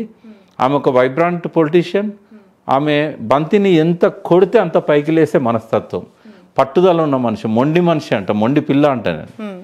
అటువంటి కవిత రాబోయే రోజుల్లో డెఫినెట్గా ఆమెకంటూ ఒక సుస్థిర స్థానం తెలంగాణ చరిత్రలో ఉంటుంది. As a CM Gaana? CM అనే చిన్న పదం అమ్మా, పిఎమా ఏదైనా కావచ్చు. నేను అనేది ఏంటంటే సీఎమా కాదా అనేది కాదు, ఒక సుస్థిరమైన స్థానము తెలంగాణలో ఒక సాంస్కృతిక ధారను ప్రతి ఒక్కరి హృదయాల్లోకి తీసుకెళ్లే విధంగా ఒక్క స్లోగన్ చాలు కదా మా సామాజిక తెలంగాణ. ఇవాళ ఆమెను ఎవరు అగ్రకులం నుంచి వచ్చింది, ఆమె నాయకత్వం వహించద్దని ఎవరు అనట్లేదు. సరే, ఆమె మన ఇష్యూ తీసుకొని కొట్లాడుతుంది. ఆమె వాయిస్ క్రెడిబిలిటీ ఉంది, ఆమె వాయిస్కి మీడియా ఉంటుంది, ఆమెకి ఎక్కడ పోయినా కూడా మీటింగ్స్ జరుగుతూ ఉంటాయి. మనం ఏం చేయలేకపోయినాం కదా, ఆమె చేస్తున్నప్పుడు మనం ఎందుకు వ్యతిరేకించాలని చెప్పి అన్ని సబ్బండ వర్గాలు ఇవాళ ఆమె వెనకాల ర్యాలీ అవుతుంది. బట్ ఇదంతా ఇంత అగ్రెసివ్గా తీసుకెళ్తోంది, దానికి ప్రధాన కారణం కేటీఆర్ గారిని వర్కింగ్ ప్రెసిడెంట్ చేయటము, ఆయనకి పూర్తి బాధ్యతలు ఇవ్వటం. అంటే కేసీఆర్ గారికి 2 కళ్ళు 2 భుజాలు అనుకోవాల్సిన చోట ఒక ఏక సిద్ధాంతం, కేటీఆర్ గారే సర్వస్వం, ఆ పార్టీకి అన్నీ కూడా కేటీఆర్ గారు ఇకపై అని చెప్పడంతోనే డైజెస్ట్ చేసుకోలేకే తను ఇట్లా యూటర్న్ చేసుకుంది అనే వార్త. అంటే చర్చ అంతా మీడియాలోనే నడుస్తుందమ్మా, వాళ్ళ ఇంట్లో నడవట్లేదు. బట్ రియాలిటీ అలా కనిపిస్తుంది కదా. వాళ్ళ కుటుంబం ఎప్పుడు ఒక్కటిగానే ఉందమ్మా. ఆమె ఏం తప్పు చేయలేదు. ఒక్క మాట ఏంటంటే ఎమోషనల్ అయ్యి నీ చుట్టూ దయాలు ఉన్నాయని వాళ్ళ డాడీ చెప్పింది. ఒకటిగా ఉంది అనడానికి ఇక్కడ చాలా థింగ్స్ ఉంటాయి సార్. ఒక స్టేజ్ ఆఫ్టర్ ఆమె జైలు నుంచి వచ్చిన తర్వాత ఒక స్టేజ్ని కలిసి ఎక్కడ పంచుకోలేదు, ఒక మీటింగ్లో ఎప్పుడు కలిసి మాట్లాడలేదు, ఒకసారి ఎప్పుడు వెళ్ళి కేసీఆర్ అని కలిసిన ఒక విజువల్ బయట కనీసం పార్టీ క్యాడర్ కూడా చూడలేదు కదా. అంటే ఫస్ట్ విజువల్ వచ్చింది, ఆమె జైలు నుంచి వచ్చిన తర్వాత పోయి కలిసింది. బట్ చాలాసార్లు కలుస్తూనే ఉంది. ఆ విజువల్స్ ఏవి కూడా కేసీఆర్ అని కలవచ్చు సార్. ఇద్దరు కలిసి ఉమ్మడి మీటింగ్స్ పెట్టుకొని ఒక ప్రెస్ మీట్ కండక్ట్ చేయటము అంటే అందులో రాదమ్మా ఆమె. ఎందుకంటే తండ్రి పార్టీ అధ్యక్షుడు, అన్న వర్కింగ్ ప్రెసిడెంట్, మళ్ళీ ఆ కుటుంబమేనా అనే ఒక విమర్శ ఉన్నది కదా. కాబట్టి ఆమె రాదు. ఆమె ఒక ఇండిపెండెంట్ వ్యక్తిగా ఎమర్జ్ అవుతున్నది. ఆమె ఎక్కడ కూడా తీసిపోకుండా రాజకీయాలలో ఎప్పుడూ ఒక సెన్సేషన్గానే నిలుస్తుంది. ఆమె ఐడెంటిటీ ఎప్పుడు ఆమె మెయింటైన్ చేస్తూనే ఉన్నది. జైలు పోయి రావడం వల్ల ఒక 2 నెలలు ఆమె ఆరోగ్యం కోసం అని రెస్ట్ తీసుకున్నదే తప్ప అంతకుముందు ఏ కార్యక్రమం అయితే తీసుకున్నదో జైలు పోకముందు అదే కంటిన్యూ చేసింది. బట్ ఆమె లోపల నేను అప్రిషియేట్ చేసేది ఏంటంటే ఇవాళ కేసీఆర్ గారికి ఒక ఎజెండా సెట్ చేస్తున్నది. ఒక పార్టీ నాయకురాలుగా చేయొచ్చు ఆమె, అది కూడా కాంట్రవర్సీకి పోకుండా చేస్తున్నది. ఈ డిస్ప్యూట్ అంతా లోపలనే నడుస్తున్నది తప్ప అంటే మీడియా లోపల. బట్ అక్కడ ఏమీ నడవట్లేదు. ఇప్పుడు లెటర్ రాసి ఎన్ని రోజులు అయిందమ్మా? వాళ్ళ వైపు నుంచి ఏమన్నా అసంతృప్తి మాటలు ఎవరన్నా మాట్లాడారా? లెటర్ అయితే చదివి ఉంటారు కేసీఆర్ డెఫినెట్గా. మరి ఆమె రాసిందల్లా ఆయన తప్పు పట్టే అంశం ఏం లేదు. వేరే వాళ్ళు అయితే ఏంది వీళ్ళు నాకు చెప్పే వాళ్ళు ఆయన అని అనుకోవచ్చు. కానీ కేసీఆర్లో ఆ స్వభావం ఉండదు. ఎవరు చెప్పినా మంచి విషయాన్ని ఆయన తీసుకుంటాడు. బట్ బిడ్డ విషయంలో కూడా కోపం వచ్చిందని నేనైతే అనుకోవట్లేదు. బిడ్డకి ఏంటంటే లీక్ ఎందుకైంది అనే దాని మీద ఆమె కోపం ఉంది. అక్కడ ఆమె నోరుజారి కేసీఆర్తో డైరెక్ట్ చెప్పాల్సిన అంశము మీడియాలో చెప్పేసింది. బట్ ఇక్కడ లీక్ చేయలేదు ఎవరు, లీక్ చేసుకున్నారు వాళ్ళు కోరుకొని తెచ్చుకున్న లీక్ అది అని చెప్పి. ఏదైనా జరగచ్చు. ఆ విషయంలో ఏంటంటే తన అభిప్రాయాలను బయటికి తెలిస్తే బాగుంటుందని కూడా ఆమె ఏమన్నా అనుకున్నారేమో మనకు తెలియదు. బట్ ఆమె ఇక్కడ ఉన్నప్పుడు జరగలేదు అది. ఆమె అమెరికాలో ఉన్నప్పుడు ఆ లీక్ అయ్యింది. బట్ ఇక్కడ ఏదో స్ట్రాటజీ కనిపిస్తుంది సార్. ఒకసారి అబ్జర్వ్ చేస్తే May 2న తను లెటర్ రాసింది, అమెరికాకి వెళ్ళింది, రిటర్న్ వచ్చే ముందు రోజు 2 days ముందు లెటర్ లీక్ అయింది. అది కాదు అని ఖండించిన వాళ్ళు లేరు, అవును అని చెప్పిన వాళ్ళు లేరు. వచ్చిన తర్వాత నేనే అవును రాశాను అని చెప్పడం. ఆమె వచ్చే ముందు ఒక్క బీఆర్ఎస్కి సంబంధించిన నాయకులు ఎవ్వరూ అక్కడ ఉండకపో కేవలం జాగృతి జెండాలు మాత్రమే ఎయిర్పోర్ట్లో కనిపించాయి. ఆ జాగృతికి సంబంధించిన జిల్లా అధ్యక్షులు, జాగృతికి పనిచేసిన టీం మొత్తం వాట్సాప్ గ్రూపుల్లో ఎయిర్పోర్ట్కి రండి అనే మెసేజ్ పాస్ అయ్యి, అంటే ఇదేదో ఒక ఇంటెన్షనల్ ఎజెండాతోనే ముందుకెళ్ళింది అనేది ఇక్కడ కనిపిస్తుంది. ఆమె చెప్పేంత వరకు మనం ఆమెకు ఏం ఎజెండా ఉంది, లేదా ఆమె సీఎంకు పోటీ పడుతుందా, ఇప్పుడైతే ఆ పరిస్థితే లేదు కదమ్మా. ఇప్పుడు ఎందుకంటే కేసీఆర్ గారు ఇంకో టర్మ్ అంతా ఆయనే ఉంటారు. నాకు తెలిసినంత వరకు ఆయన మనసులో తెలంగాణ కోసం కొన్ని లక్ష్యాలు పెట్టుకున్నారు. అవి అసంపూర్తిగా ఉన్నాయి. ఈవెన్ 1 కోటి ఎకరాల మాగాణం నా స్వప్నం అని ప్రకటించిన స్వప్నం కూడా ఇవాళ వీళ్ళు ఎగతాళి చేస్తున్నారు. అది అమలయ్యే అవకాశం కూడా లేదు. ఆయన మళ్ళీ వచ్చి టేకప్ చేస్తే తప్ప ఈ మేడిగడ్డ నిర్మాణం అనేది పునర్నిర్మాణం అనేది సాధ్యం కాదు. కాబట్టి ఆయన లక్ష్యాలు పూర్తయ్యేదాకా ఆయన ఎవరికి ట్రాన్స్ఫర్ చేయడమ్మా ఆయన బాధ్యతల్ని. ఆయనే కంటిన్యూ అవుతాడు. మళ్ళీ చెప్తున్నాను నేను, కేటీఆర్ గారికి కూడా ఆశాభంగం అయితే కావచ్చు, బట్ ఆయనకు కూడా చెప్తున్నాను నేను, ఆయనే ఇవ్వడు. ఆయన మీద ఒత్తిడి మీరు తేవడం కరెక్ట్ కాదు. ఒకవేళ ఇంటర్నల్గా బయటికి తెలియకుండా ఏమైనా ఒత్తిడి చేసినా కూడా ఆ ప్రయత్నాలు విరమించుకోండి. తెలంగాణ తెచ్చిన నాయకుడు ఆయన తెలంగాణను ఒక కరెక్ట్ ట్రాక్లో పెట్టాడు. 62,000 కోట్ల ఆదాయం నుంచి 2,20,000 కోట్ల ఆదాయానికి తెలంగాణను దేశంలోనే ఒక రికార్డుగా తీసుకెళ్ళాడు. ఏ విషయంలో చూసినా కూడా ఆయన ముద్రలు ఉన్నాయి. ఇంటింటికి నల్ల కావచ్చు, మిషన్ భగీరథ, మిషన్ కాకతీయ, కాళేశ్వరం అన్నిట్లో. బట్ ఆయనను ఏ రకంగా కూడా ఇబ్బంది పెట్టకుండా ఆయనే తనంతట తను తప్పుకునేదాకా, పదవులు బాధ్యతలు మీకు ఇచ్చేదాకా సైలెంట్గా ఉండాలి. ఆ విషయంలో ఆయన చికాకు చేయొద్దని నేను వాళ్ళని కోరుకుంటున్నాను. బట్ ఈ టఫ్ సిచ్యువేషన్స్లో పార్టీని ఒకవైపు కాపాడుకోవాలి, క్యాడర్ని ఒకవైపు నిలుపుకోవాల్సిన ఈ ప్రస్తుత టైంలో ఇలా అంతర్గత కుమ్ములాటలన్నీ బయటికి రావడంతో కోవట్ల ఇష్యూ తెరపైకి వచ్చింది సార్. కవిత గారు కోవట్లు ఉన్నారంటున్నారు. కేటీఆర్ గారు మార్నింగ్ ప్రెస్ మీట్లో అన్నమాట, మా పార్టీలో కూడా రేవంత్ కోవట్లు ఉన్నారు. అసలు ఇంతకు ఎవరు కోవట్లు ఉన్నారు? అంత కోవట్లు ఎవరు తెలుసుకోలేని పరిస్థితుల్లో ఆ పార్టీ పనిచేసుకుంటుందా? కోవట్లు ఉండడం అనేది ఇవాళ ఇప్పుడున్న రాజకీయాలలో అది చాలా సహజమైన అంశం. కవిత గారు ఏం చేస్తున్నారనేది తెలుసుకోవడానికి ఎవరైనా ఒక నాయకుడు ఆమె ఇంట్లో కూడా ఒక వ్యక్తిని చొప్పించవచ్చు. అతను అందరికంటే ఉత్సాహంగా కూడా కనిపించవచ్చు, బట్ ఆయన పర్పస్ ఆయన నెరవేరుస్తాడు. నక్సలైట్ పార్టీలలోనే కోవట్లు ఉండగా ఈ రాజకీయ పార్టీలలో ఉండరా? ఇప్పుడు కేసీఆర్ గారు ఫామ్ హౌస్లో ఏం చేస్తున్నాడని తెలుసుకోవడానికి కూడా ఇంటెలిజెన్స్ వాళ్ళు కోవట్టును పెట్టవచ్చు, ఇంట్లో వాళ్ళు కూడా కోవట్టును పెట్టవచ్చు. ఏదైనా జరుగుతుంది, అట్లేమీ ఏది జరగదు అనుకోవడం తప్పు. కోవట్స్ ఉన్నారనేది నిజం. కాబట్టి ఆమె అదే విషయాన్ని బహిరంగంగా చెప్పింది. ఈ రెండు కాన్ఫ్లిక్ట్స్ ఎలా చూడాలి సార్? రేవంత్ రెడ్డి గారి కోవట్లు మా దగ్గర ఉన్నారని స్వయంగా కేటీఆర్ గారు చెప్పడం, నా దగ్గర కొంతమంది కోవట్లు కేసీఆర్కి సంబంధించి ఉన్నారు, కేటీఆర్కి సంబంధించి ఇండైరెక్ట్ గా హింట్ ఇవ్వడం, ఎలా చూడాలి దీన్ని? అంటే రెండు కోణాలు ఉంటాయి. ఒకటి అభద్రతాభావం వాళ్ళ లోపల మొదలైందని అనుకోవచ్చు. రెండవది నిజంగానే కోవర్ట్స్ కూడా ఉండొచ్చు. డెఫినెట్గా ప్రభుత్వంలో రాజ్యాధినేత ఎవరైతే ఉంటారో ప్రతిపక్షంలో ఏం జరుగుతుందని తెలుసుకోవడానికి కోవట్లను పెట్టవచ్చు, ఉన్న వాళ్ళని కోవట్లుగా మార్చవచ్చు. బట్ రేవంత్ కోవట్లు అనేది కవిత గారికి ఏమైనా సింక్ చేసి మాట్లాడారా కేటీఆర్ గారు అనేది ఇక్కడ అర్థం కాలేదు సార్ నాకు. ఎట్లా కోవట్ అవుతుంది రేవంత్కు కవిత? నేను ఇప్పుడు ఆయన ఒకప్పుడు మా పార్టీలో పనిచేశాడు. 2006 ఆ టైంలో చిన్న స్థానానికి పోటీ పడ్డాడు, జెడ్పీటీసీ. అది మేము ఇవ్వలేదు. అలిగి వేరే ఇండిపెండెంట్గా పోటీ చేశాడు, గెలిచాడు. ఎమ్మెల్సీ కూడా ఇండిపెండెంట్ పోటీ చేశాడు. తర్వాత ఆయనకు కేసీఆర్ గారికి ఎప్పుడు ప్రచ్ఛన్న యుద్ధమే జరిగింది. ఓటుకున్నట్టు కేసులో ఆయన జైలు పోయాడు. ఎట్లా కోవట్ అవుతుంది కవిత రేవంత్కి? ఆమె ప్రశ్నించినంత మాత్రాన ఇప్పుడు ఆ ప్రశ్నలన్నీ చూస్తే పార్టీని ఒక సరైన దారిలో పెట్టడానికి, కేసీఆర్ గారిలో మర్చిపోయిన అంశాలను గుర్తు చేయడానికి మళ్ళీ ఒకసారి ఇట్లాంటి మిస్టేక్ జరగకుండా ప్రజల నుంచి వచ్చిన ఫీడ్బ్యాక్ అని అనుకోవచ్చు తప్ప, ఆ లెటర్ బయట పెట్టినంత మాత్రాన ఆమె వైపు నుంచి బయట పెట్టినా కూడా కోవట్ అనేది చాలా పెద్ద పదం. ఆమెకు అది వర్తించదు. వాళ్ళ పార్టీలలో కోవట్లు ఉండొచ్చు, వాళ్ళ ఇళ్లలో కోవట్లు ఉండొచ్చు. బట్ కవిత గారిని నేరుగా కోవట్టు పరోక్షంగా అనే మాట కేటీఆర్ చేయడు. అట్లా ఇదే డైనమిక్ లీడర్. రైట్. మధ్యలో హరీష్ రావు గారి గురించి మాట్లాడాల్సి వస్తే అసలు ఏంటి సార్, ఆయన చాలా హుందాగా ఉంటారు, సైలెంట్ అండ్ కామ్. ఈ రోజుకి కూడా కేటీఆర్ గారికి బాధ్యతలు ఇచ్చినా నాకు నష్టమేం లేదు, నేను పనిచేస్తాను, కేసీఆర్ గారి నాయకత్వంలోనే పనిచేస్తానని చెప్తూ ఉన్నారు. ఒకవైపు కవిత గారు కొత్త పార్టీ పెడతారు, ఎదురు తిరుగుతున్నారు అనే ఇండికేషన్స్. అసలు హరీష్ రావు గారి సిచ్యువేషన్ ఏంటి?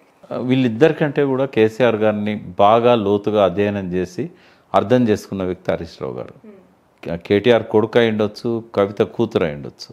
ఎందుకంటే లాంగ్ అసోసియేషన్ వీళ్ళకి లేదు కేసీఆర్తో, ఆయనకుంది. కాబట్టి ఏ విషయాలైనా కూడా నేరుగా హరీష్ రావు గారితో ముందు మాట్లాడతారు ఆయన. ఆ విషయంలో కూడా వీళ్ళని సంప్రదించడం తక్కువే, ఉద్యమకాలంలో అయినా తర్వాత అయినా. చాలా కాలం వాళ్ళు ఇక్కడ లేరు కూడా, అమెరికాలో ఉన్నారు. ఆ టైం అంతా కూడా ఎంబడి ఉన్నది హరీష్ రావు గారు. పార్టీ పెట్టడానికంటే 1 year ముందు నుంచి ఆయనే వెంట ఉన్నాడు. అయితే ఆయనకు ఒకటి బలంగా తెలుసు, కేసీఆర్ గారు అధికార మార్పిడి చేయట్లేదు, ముఖ్యమంత్రిగా ఎవరికి ఇవ్వట్లేదు. అది తెలిసిన తర్వాత ఆయన ఎందుకు పోటీ పడతాడు, ఆయన ఎందుకు మాట్లాడతాడు దాని మీద. అందుకే ఆయన ఏమన్నాడు, వర్కింగ్ ప్రెసిడెంట్గా కేటీఆర్ గారిని పెట్టినప్పుడు సరే కొంత బాధపడితే బాధపడి ఉండొచ్చు, బట్ తర్వాత ఆయన అడ్జస్ట్ అయిపోయాడు. ఈ అన్నా చెల్లెల యుద్ధంలో హరీష్ రావు గారికి ఏమైనా అన్యాయం జరిగే అవకాశం ఉంది? నాకు ఎందుకో డౌట్ వస్తుంది. ఎందుకంటే సార్, ఇక్కడ నువ్వా నేనా, బావా బామర్దా అనే ఫైట్ ఒకవైపు జరుగుతున్నప్పుడు చెల్లి ఎంటర్ అయ్యి ఒక డైవర్షన్ పొలిటికల్ కాన్ఫ్లిక్ట్ ఇక్కడ జరుగుతుందా అనేది, హరీష్ రావు గారికి ఒకవేళ అన్యాయం జరిగితే, పూర్తిగా ఆయన వైదొలిగితే ఆ ఛాన్సెస్, అవకాశాలు ఎలా ఉన్నాయి? అంటే ఈ ముగ్గురు కూడా ఒక సీఎం స్థాయికి ఎదగగలిగినంత పరిణతిని తెచ్చుకున్నారమ్మా. ఈ ముగ్గురులో ఉన్న కామన్ లక్షణం ఏంటి తెలుసా?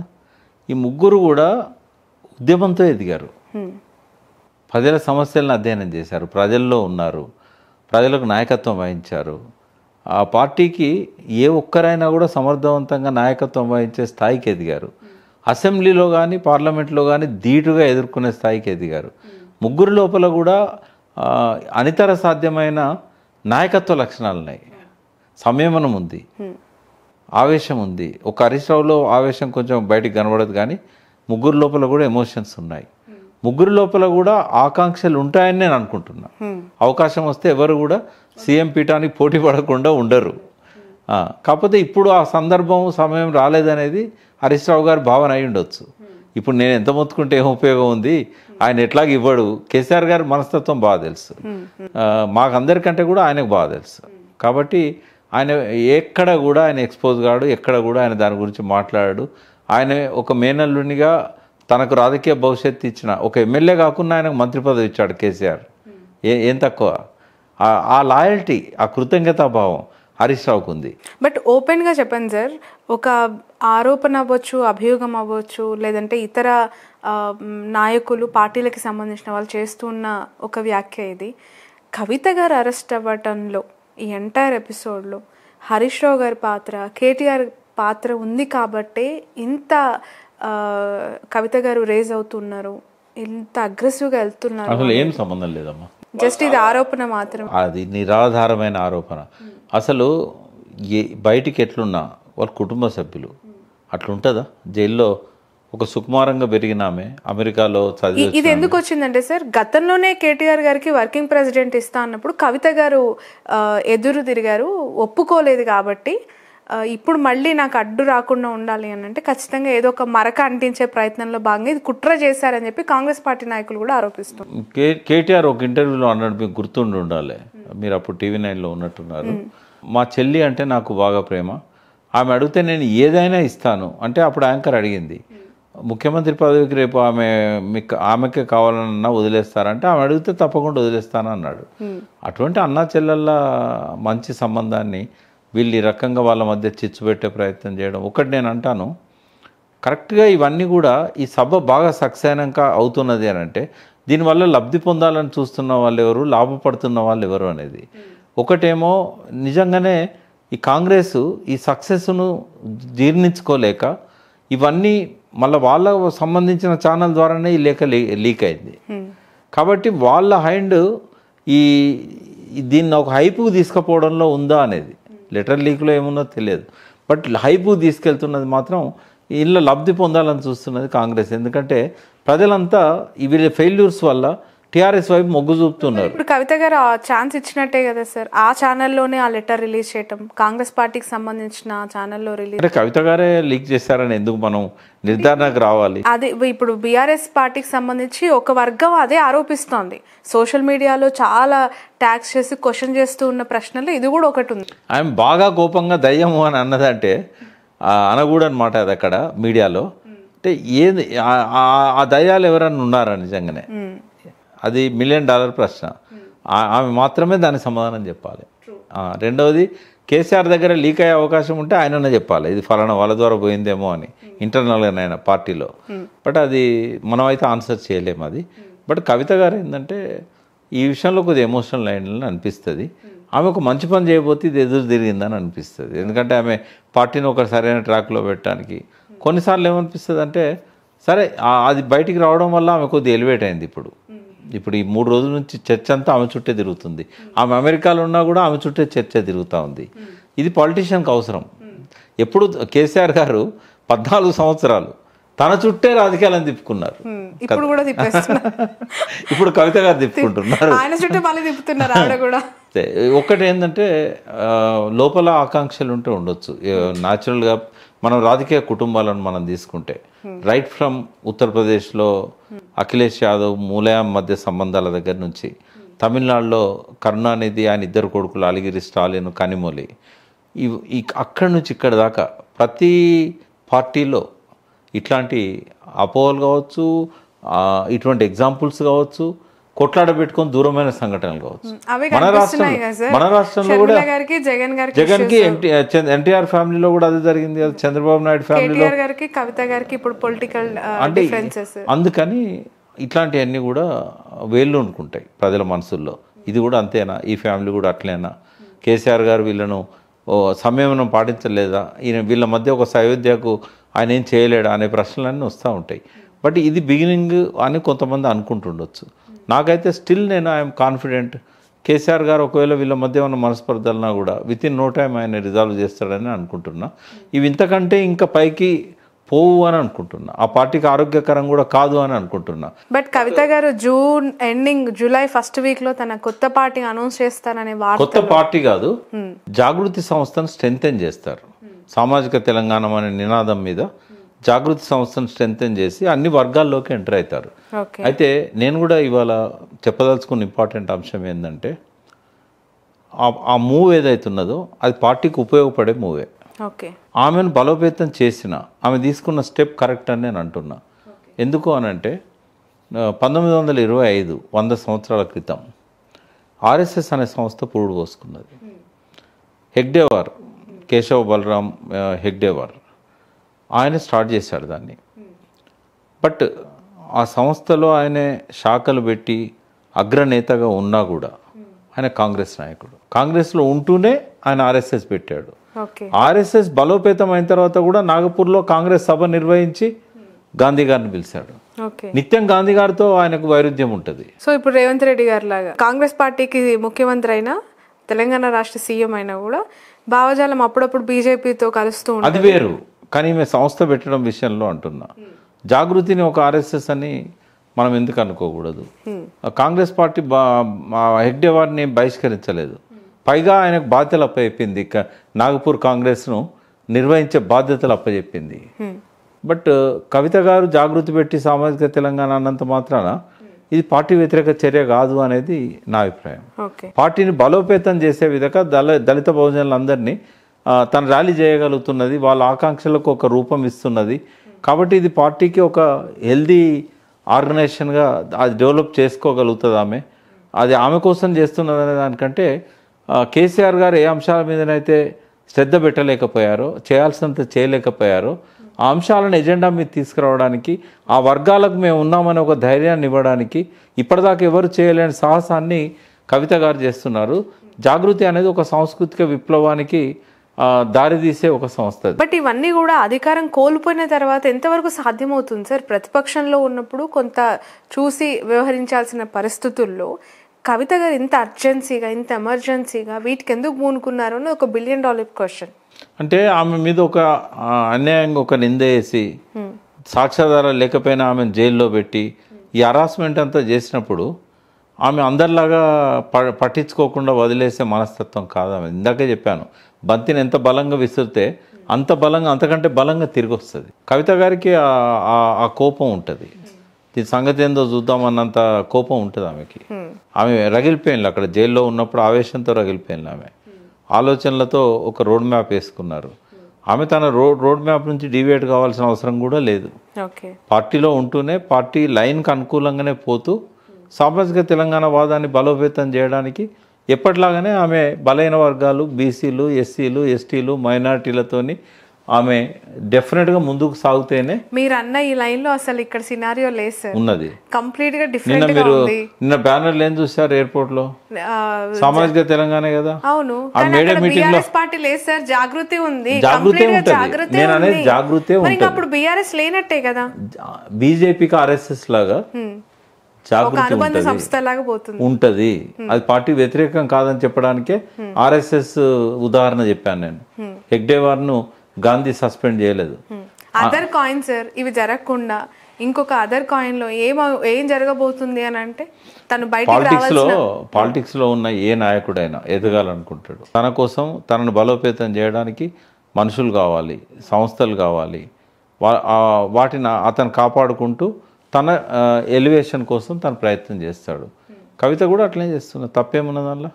రేపు ఒకవేళ నిజంగానే కేసీఆర్ గారు ముఖ్యమంత్రి పదవి ఇవ్వాలనుకున్నప్పుడు ఎవరికి ఇవ్వాలనే ఒక సంశయం అయితే ఆయనకు వస్తుంది. ఈ ఇద్దరి కొట్లాటలో హరీష్ రావు గారికి ఇచ్చిన ఆశ్చర్యం లేదంటారా? ఒక్కటమ్మా, ఆయన ఇవ్వాల్సిందే తప్ప ఎవరు గుంజుకున్నా వచ్చేది కాదు అది.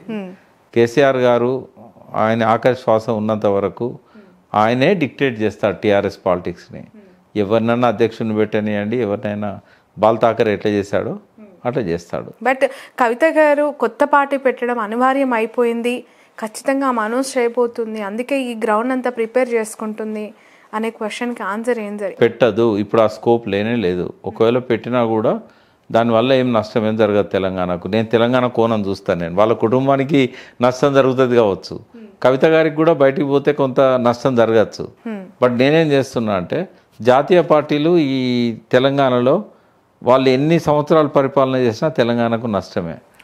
ఇంకో ప్రాంతీయ పార్టీ అయితే తెలంగాణకు కావాలి. ఒకవేళ అది కవిత గారు పెట్టినా, హరీష్ రావు గారు పెట్టినా, ఇంకొకరు పెట్టినా కూడా దాన్ని ఏం తప్పుపట్టాల్సిన అవసరం లేదు అని నేను అంటా. కానీ ఆ కుటుంబంలో కవిత గారు సపరేట్ అయి పార్టీ పెట్టాల్సినంత వైషమ్యం అయితే ఏం లేదు. దీన్ని అంత విపరీతంగా ఆలోచించడం అవసరం లేదు. బట్ జాగృతి ఉండడం అనేది తెలంగాణకు అవసరం. సామాజిక తెలంగాణ నినాదం తెలంగాణకు అవసరం. తెలంగాణ సబ్బండ వర్గాలకు ఆమె అగ్రకులంలో పుట్టిన ఆదరించగలిగే ఒక నాయకత్వం అందించడం అనేది సబ్బండ వర్గాలకు అవసరం. ఇప్పుడు వీస్తున్నది బీసీ గాలి. ఆ గాలికి ఆమె తోడవుతూ ఉన్నారు. రేపు ఆ బీసీ పార్టీ వస్తుందో రాదో మనకు తెలియదు. బట్ ఆమె మాత్రం జాగృతి సంస్థను ఈ ప్రయోజనం కోసం ఉపయోగించినట్టయితే రేపు పార్టీ పెట్టినా పెట్టకపోయినా ఆ తెలంగాణకు అవసరం. ఆ నినాదం తెలంగాణకు అవసరం. ఇవన్నీ చెప్తే అసలు యాక్సెప్టెన్సీ లేకనే సైలెంట్గా ఉండండి కొంతకాలం పాటు, పొలిటికల్ డెవలప్మెంట్స్లో అసలు ఇన్వాల్వ్ కావద్దు, ఈ కేసు ఇష్యూ వల్ల డిస్టర్బ్ అయింది కాబట్టి సైలెంట్గా ఉండమని చెప్తే ఆమె వినకుండా జిల్లాల పర్యటనలు. ఒకవేళ కేసీఆర్ గారు అట్లా చెప్పినా కూడా అది తప్పుడు నిర్ణయం అని నేను అంటా. ఓకే, ఎందుకు సైలెంట్గా ఉండమనాలి? జైలు పోయించిన ఆమెను తప్పుడు ఆరోపణలతోని, నేనైతే తప్పుడు ఆరోపణలను నమ్ముతున్నా. జైలు పోయొచ్చి సైలెంట్గా ఉంటే నిందను మోసినట్టు కాదా, నిందను అంగీకరించినట్టు కాదా, ఒక గిల్టీ ఫీలింగ్తో ఉన్నట్టు కాదా? కేసీఆర్ గారు ఆ నిర్ణయం తీసుకొని ఆమెను వారించినా కూడా బయటికి రావద్దని, అది ఆయన తప్పుడు నిర్ణయం. కవిత గారు చేసింది కరెక్ట్. ఒక ఉమెన్కి ఎంతవరకు పాసిబిలిటీస్ ఉంటాయి సార్ ఒక పార్టీ పెట్టి? గతంలో ఇక్కడ మనం చూసాం, అఫ్కోర్స్ జరగదని మీరు అంటున్నా, ఒకవేళ జరిగితే అనే దాని గురించి మాట్లాడితే షర్మిల గారు పార్టీ పెట్టారు, కాంగ్రెస్లో విలీనం చేశారు. కవిత గారు కూడా అలాగే సామాజిక తెలంగాణ జాగృతి స్లోగన్తో ముందుకొచ్చి ఒకవేళ ఫ్లోట్ చేస్తే ఈ తెలంగాణ సినారియోలో మళ్ళీ అగైన్ ఏ బీజేపీలోనూ ఏ కాంగ్రెస్లోనూ కలవాల్సిందేనా? ఆమె అంత బలహీనరాలు కాదమ్మా. ఆమె లోపల కేసీఆర్ గారి రక్తం ఉంది. కేసీఆర్ గారికి భావజాల వారసురాలుగా ఆమె ఉంటారు. ఆ ఊసలాట ఆమె లోపల ఉండదు. ఆమె ఒక డిసిషన్ తీసుకున్నారంటే చాలా క్లారిటీతో తీసుకుంటారు. కొద్ది ఎమోషన్ జోడించినా కూడా ఆమె అంత షర్మిలలాగా ఫేడ్ అవుట్ అయ్యే మనిషో, లేకుంటే నాతో కాదు అని చెప్పి కాంగ్రెస్లో విలీనం చేయగలిగిన ఆ పరిస్థితి ఆమెకు రాదు. బట్ ఇప్పుడైతే ఆ పరిస్థితి ఉండదు, పార్టీ పెట్టే పరిస్థితి ఉండదు. ఆమె ఎంట్రీయే జాగృతితో వచ్చింది. జాగృతి ఇవాళ 18 సంవత్సరాలు నిండింది. జాగృతి నడిపిన అనుభవం ఆమెకుంది. సరే, ఆమె మీద మధ్యలో ఎన్ని ఆరోపణలు వచ్చినా కూడా అంటే ఎవరి మీద వస్తాయి ఆరోపణలు? చేసే వాళ్ళ మీదే వస్తాయి. కాసే చట్నీ రాళ్ళతో కొడతారు. ఒక మంచి నాయకురాలని నేనైతే మనస్ఫూర్తిగా అనుకుంటున్నా. ఆరోపణలు వస్తుంటాయి, పోతుంటాయి. కొన్ని తప్పులు జరిగి ఉండొచ్చు, కొన్ని పొరపాటు జరిగి ఉండొచ్చు, కొన్నిసార్లు అతిగా మాట్లాడి ఉండొచ్చు. బట్ ఇప్పట్లో అటువంటి వాతావరణం అయితే ఉండదు. ఆ పార్టీ పెట్టడం కానీ అటువంటి పరిస్థితి కూడా తెలంగాణలో లేదు. ఎలక్షన్ల ముందేమన్నా ఒక పార్టీ వస్తుందేమో, అది ఎవరు నడుపుతారో, ఎవరు నాయకత్వం వహిస్తారో. పాలిటిక్స్లో, క్రికెట్లో ఏది కూడా మనం ఊహించినట్టు ఉండదు. సచిన్ మంద కొడతాడని వస్తాడు, డక్అవుట్ అవుతాడు. ఈయన గెలుస్తారు, ఆయన గెలుస్తారని ఇద్దరు కూడా పందాలు వేస్తారు. వర్షం పడి ఇద్దరు ఆశల మీద నీళ్ళు చల్లుతుంది. కాబట్టి ఈ రాజకీయాల్లో ఏం జరగబోతున్నదనే జోష్యం మాత్రం నేను చెప్పా. పార్టీ ఎవరు పెడతారా అనేది కూడా నేను చెప్పాను. ఆయన బాధ్యతలు ట్రాన్స్ఫర్ చేయనందుకు ఎవరు అలిగినా కూడా కేసీఆర్ పట్టించుకోడు. ఇక్కడ కేసీఆర్ గారి గురించి అడగాలి సార్. కాళేశ్వరానికి సంబంధించి మొన్న విచారణకి హాజరు కావాలని చెప్పడం ఎలా ఉండబోతుందంటారు? 100% హాజరవుతారు. జూమ్లో అవుతారా పర్సనల్గా అవుతారా నాకు తెలియదు, బట్ 100% హాజరవుతారు. ఆయన నాతో కమిట్ కూడా అయిండు. అరెస్ట్ అవ్వబోతున్నారా అంటే? అసలు అరెస్ట్ చేయడానికి అవకాశం ఎక్కడదమ్మా? కమిషన్ ఒకవేళ ఆయన మీద తప్పు పట్టిన, కొన్ని ఆరోపణలు చేసిన, కమిషన్ రిపోర్ట్లో కొన్ని తీర్పులో భాగంగా ఆయన మీద ఏమన్నా నిర్ధారణలకు వచ్చిన మళ్ళీ ప్రాసిక్యూషన్ కేసు పెట్టి నడపాలి. జైలు పంపడం అంత ఈజీయా? బట్ పదే పదే కాంగ్రెస్ పార్టీ కానీ ఆ పార్టీలో ఉన్న నాయకులు ఖచ్చితంగా జైలుకి వెళ్ళడం తథ్యం. అసలు వాళ్ళ కాళేశ్వరమే అర్థం కాలేదు. ఈ కేసు గురించి ఏమర్థమైద్దమ్మా? నేను చెప్తున్నాను, కాళేశ్వరం అనేది ఒక ఏనుగు. ఆ ఏనుగును వర్ణించమంటే ఓ విశ్లేషకుడు, ఒక ప్రొఫెసరు, ఒక తెలంగాణ ఉద్యమ చైర్మన్గా పనిచేసిన వ్యక్తి, వీళ్ళంతా, ఇంకొకటి మీడియా, కొంత ఒక సెక్షన్ ఆఫ్ మీడియా, వీళ్ళు నలుగురు బ్లైండ్లు. ఆ ఏనుగుని ఎట్లా వర్ణిస్తారు? ఒక ఆయన పోయి ఏనుగు గోడలాగా ఉంటుంది అంటాడు, ఒక ఆయన కాలు పట్టుకొని స్తంభంలాగా ఉంటుంది అంటాడు, ఒక ఆయన తోక పట్టుకొని పాములాగా ఉందంటాడు, ఒక ఆయన చెవులు పట్టుకొని డొప్పలాగా ఉందంటారు. ఇప్పుడైతే 10 మంది కూడా లేరమ్మా కాళేశ్వరం అర్థం చేసుకున్న వాళ్ళు తెలంగాణ సమాజంలో. వీళ్ళకి అర్థం కాదు. ఎట్లా అడుగుతారంటే పెద్ద పెద్ద వాళ్ళు మళ్ళీ బల్చిస్తాన్ మీద గంటల కొద్ది ఉపన్యాసాలు ఇస్తారు, కానీ ధవళేశ్వరం ఆనకట్ట కూలిన తర్వాత దాన్ని కూలగొట్టి మళ్ళా 100 సంవత్సరాల తర్వాత పునర్నిర్మాణం చేసిందనే విషయం తెలియదు. అది అప్పటిది కాదమ్మా. వీళ్ళు ఎట్లా మాట్లాడతారు? ముఖ్యమంత్రి గారు కూడా 150 ఏళ్ళైనా చెక్కు చెదరకుండా ఉందంటారు. అది కట్టింది ఎప్పుడు రా 70లో కట్టిండ్రు, 1970లో. మళ్ళీ మొదలు కట్టింది పోయింది, అక్కడ లేని కూడా లేదు అది. అట్లాగే నాగార్జున సాగర్ ఒక్క పిల్లర్ అన్న కూలిందా? 70 ఏళ్ళు అయింది. శ్రీరామ్ సాగర్ కూలిందా అని అంటారు. అసలు డ్యామ్కును బ్యారేజ్లకు తేడా తెలియదమ్మా. బ్యారేజీలు ఇసుకలనే కడతారు, కానీ వాళ్ళు ఏమంటారు? ఇసుకలో కడతారా బ్యారేజ్ అంటారు. మొన్న విశ్లేషకుడు అంటుండు, కింద అడుగున గట్టి నేల వచ్చేదాకా తవ్వుకుంటూ పోవాలి పిల్లర్ వేయాలని. అది డ్యామ్ అవుతుంది, బ్యారేజ్ కాదు. బ్యారేజీలు ఎప్పుడు కూడా ఊగిసలాడే స్ట్రక్చర్స్ లాగానే ఉంటాయి, కానీ పటిష్టంగా ఉంటాయి. అందుకే ఆ సీకెంట్ పైల్స్ అనేటివి ఆ గట్టిగా ఉండటానికి వేసిండ్రు. ముందు షీట్ పైల్స్ అనుకున్నారు. ఎక్కువ ఖర్చుతోని అంత టైం తీసుకొని వేసింది ఎందుకు ఎలాంటి ఇవ్వాలంటే అది ఇంకా పటిష్టంగా ఉంటుందని. బట్ కారణాలు అన్వేషించకుండా అది విధ్వంసం, అది బాంబు వెళ్ళింది లేకుంటే శబ్దం వచ్చిందని మేము చెప్తుంటే కూడా దాని మీద దృష్టి పెట్టకుండా, ఎన్డీఎస్ఏ కూడా ఇప్పటివరకు ఏం చెప్పకుండా అసలు ఎట్లా పోతాడు జైలు కేసీఆర్? ఇంకోటి, ఇప్పటిదాకా 7 సార్లు వాయిదా పడ్డది. ఎందుకు? ఎన్డీఎస్ఏ వాళ్ళు ఏమన్నా రిపోర్ట్ ఇస్తారేమో, ఆ ఇర్రెగ్యులారిటీస్ని ఏమన్నా బయట పెడతారేమో అని జోషి గారు, జస్టిస్ గారు వెయిట్ చేస్తారు, పినాకి చంద్రఘోష్. బట్ ఎన్డీఎస్ఏ ఏం చెప్పిందమ్మా? నిపుణులను అపాయింట్ చేసి లోతుగా అధ్యయనం చేసి రిపోర్ట్ ఇవ్వండి అని వీళ్ళ ఆ బంతిని వీళ్ళ కోర్టులో కొట్టింది. వీళ్ళు ఏం చేశారు? మళ్ళీ అదేదో మీరే చేయండి అని మళ్ళీ వాళ్ళ కోర్టులో కొట్టారు.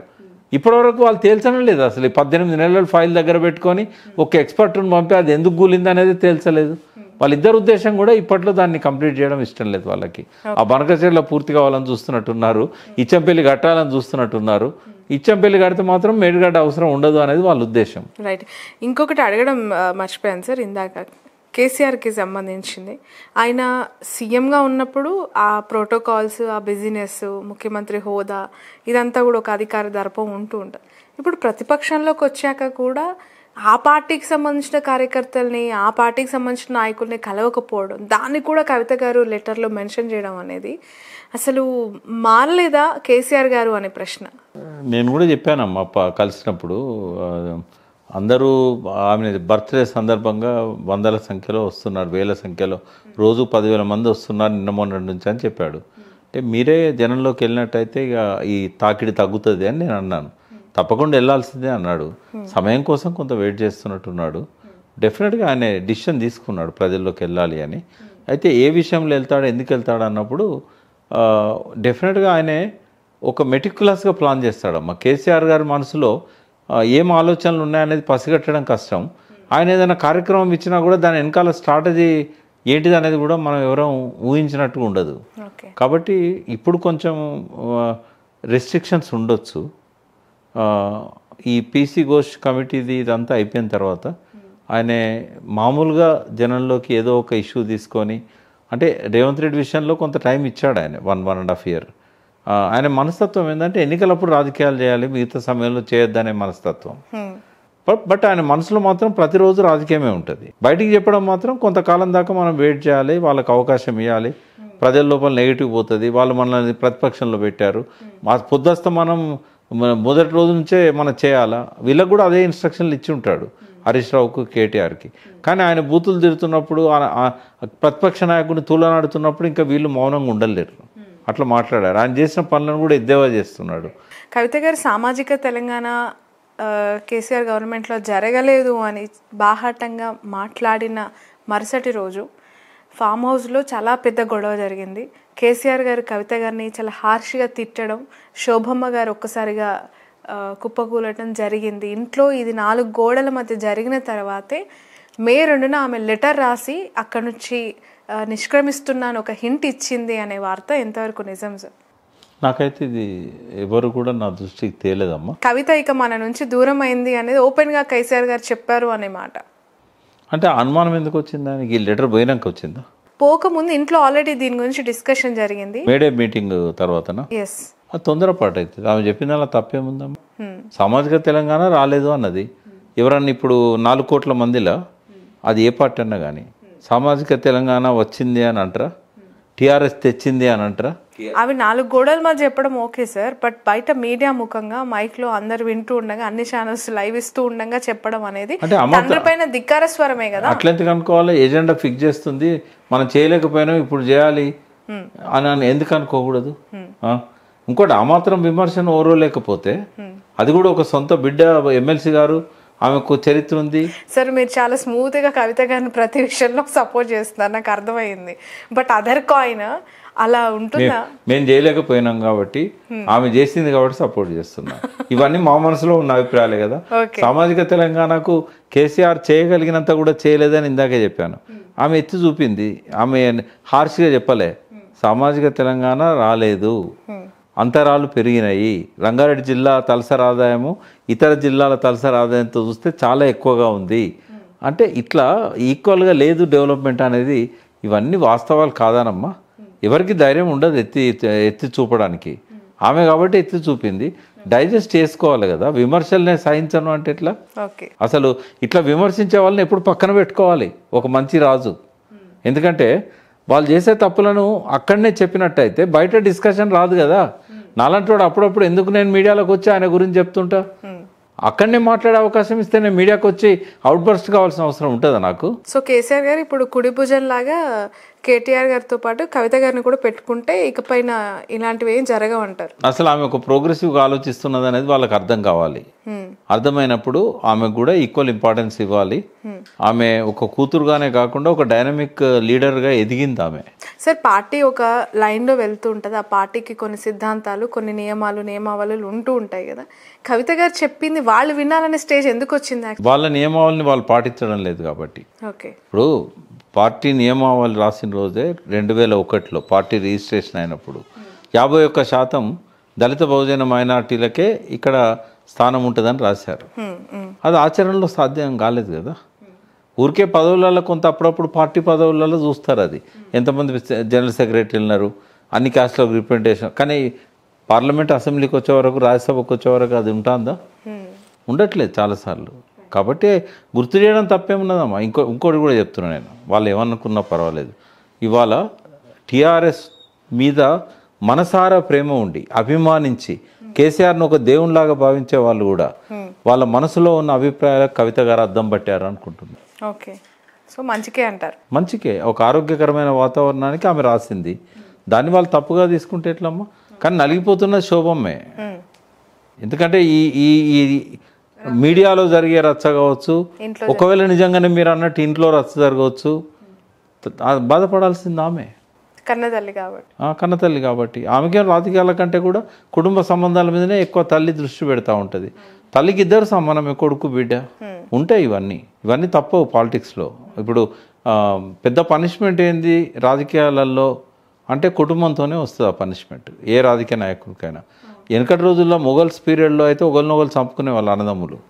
తండ్రిని చంపిన కొడుకులు కూడా ఉన్నారు, కొడుకులను చంపిన తల్లులు ఉన్నారు. క్లియోపాత్ర అక్కడ ఎట్లయితే గ్రీస్లో అలెగ్జాండ్రా అక్కడ జరిగిన అవన్నీ కూడా క్రీస్తు పూర్వం. కానీ మన ఔరంగజేబు, అక్బరు, షాజహాను వీళ్ళ కుటుంబాలలో జరిగినది చూస్తే ఒకరినొకరు నరుక్కున్నారు.